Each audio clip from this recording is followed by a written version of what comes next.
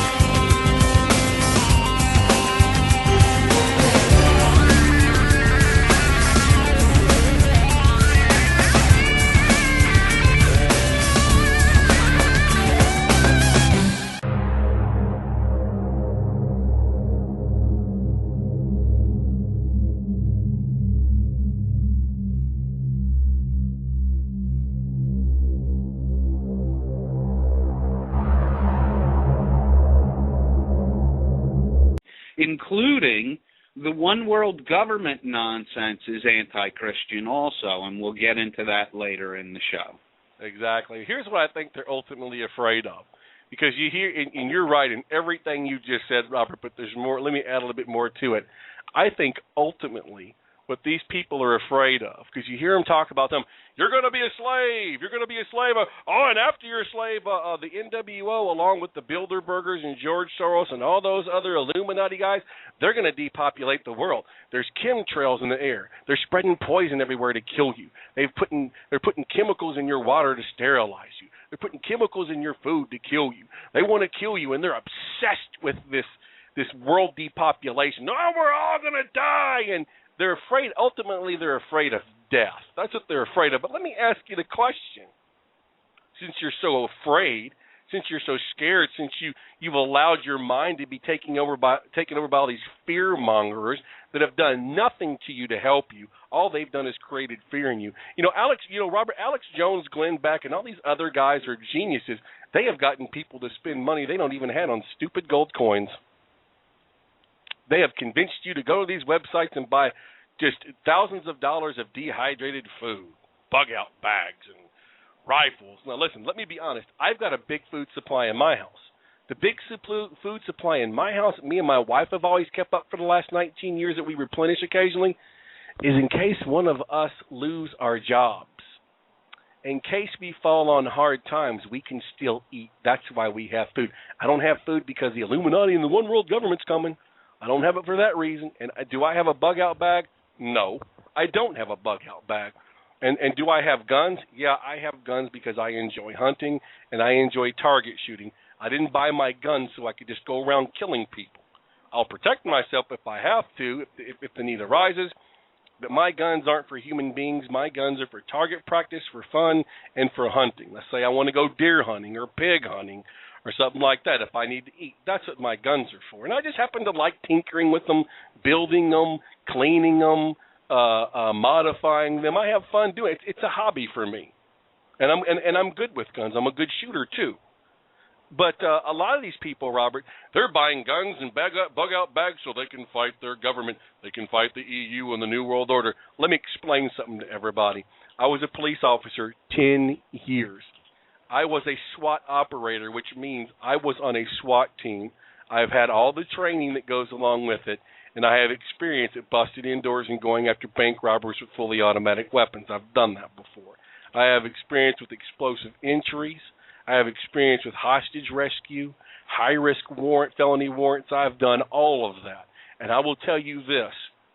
If you think going and buying a shotgun and having a bug-out bag when the police come for you is going to save you, you got another thing coming, brother. What you're basically doing, if that happens, is committing suicide. Because I'm here to tell you that they have you outgunned, not just more guns than you, but technologically they have you outgunned. They have you outnumbered.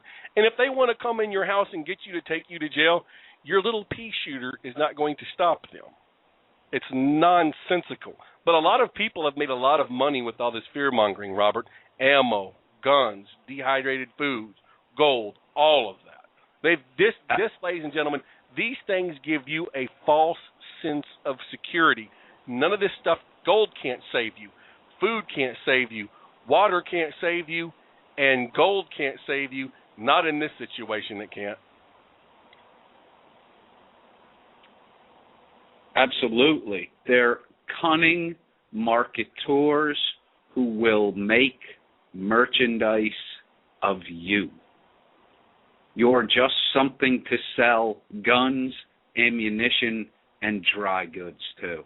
And the deeper you become entrenched in the conspiracy theory, one world order, the FEMA camp nonsense, the more guns and ammo and dry goods you tend to stock up. Mm-hmm. He who jig at the bit shall fall in it. Oh, good word, good word. Here's another point that I want to make. Listen, people get pissed off at me when I say this. Do I love America? Sure. I'm glad God put me here, and God did purpose me and put me here. Do I love the country I'm in? Yeah, sure, absolutely I do. Am I patriotic? Absolutely, I love my country. Would I do anything to try to defend it? Depends. Yeah, it would depend. But let me tell you this. You have a lot of people right now, Robert, that are fighting so hard to hold on to the American dream and to their earthly kingdoms.